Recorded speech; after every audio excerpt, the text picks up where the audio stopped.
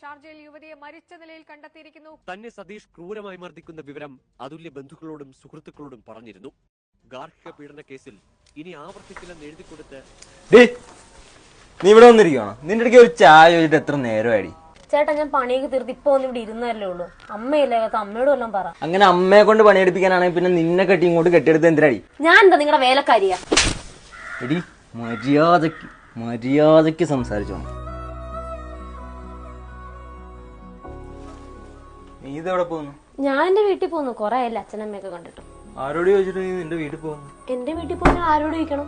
എടി ഇത് എന്റെ വീടാ. നിനക്ക് ഇങ്ങനെ കയറി ഇറങ്ങി നടക്കാനൊന്നും പറ്റത്തൊന്നും ഇല്ല തോന്നുന്ന പോലെ. ഇവിടെ നീ എന്തെടുക്കണമെങ്കിലും എന്റെ അടുക്ക ചോദിക്കണം. പിന്നെ എന്തിനാ ഞാനിവിടെ? വിട്. നീ എങ്ങും പോകുന്നില്ല. ഒറ്റമുറി വാക്കുമായി ഒച്ചയില്ല